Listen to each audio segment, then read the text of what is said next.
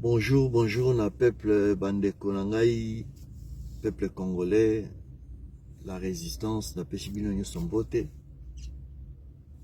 Au fait, naye kosala petite vidéo oyo concernant un certain Sokoko, un individu moko boye, je sais pas d'où il sortait ce type-là. Naye kosala ba déclaration moko insensée.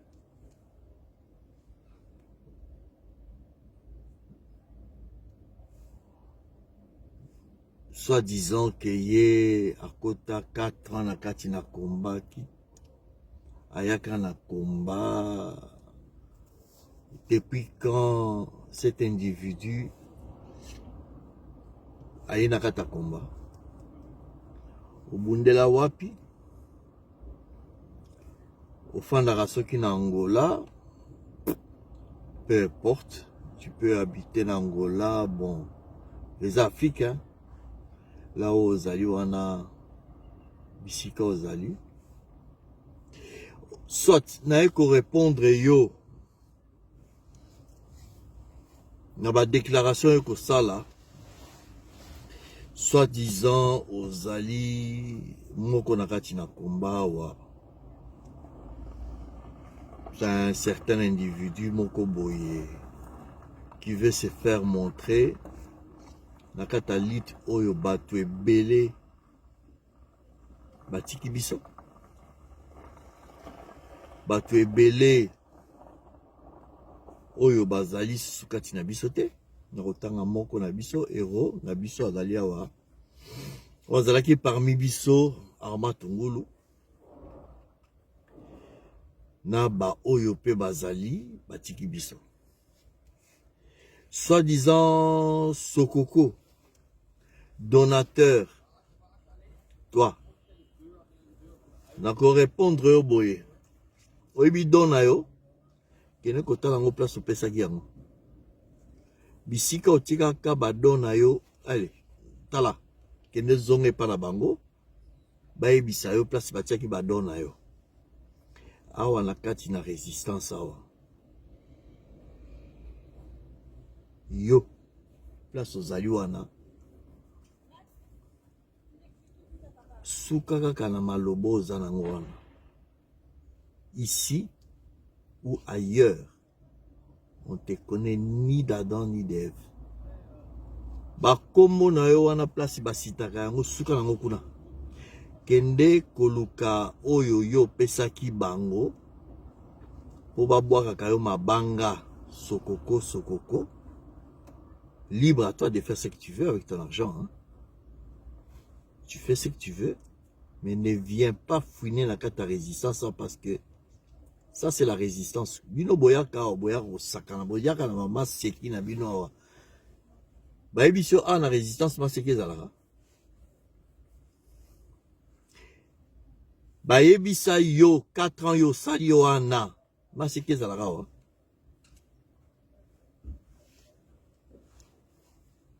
Sokoko suka bisika ozali wana ekende kotala famille na yo bana na yo sala makambo na yo tranquille, personne t'emmerdera. Et ici tu es rien, tu représentes rien na kati na likambo oyo ya résistance. Bakolo nango bazali, batu bazali, la résistance n'a aucun chef et ne va jamais avoir une discussion avec va jamais avoir des ordres de quiconque, surtout na mutu lokola yo. Tiango na matoi na yo, na bongo na yo, na kati ya bisika yo zali, tia yango na banza oza na nuage moko boza ko rêver. Tu es tenté de rêver, soki nini olangwe omeli lotoko bieti champa oya ko desala ba déclaration moko insensé. Suka bisika ozali wana fana na kati ya Angola place ozali wana Kende soki oza na besoin ko réclamer biloko yo ozalaki na yango, oyebi place yo ozalaki na yango. On n'a pas besoin de gens comme vous. Tu ne représentes rien, tu ne dois à personne. Et oya kosala ba déclaration moko boye. T'es qui toi? Dis-moi un peu, t'es qui toi?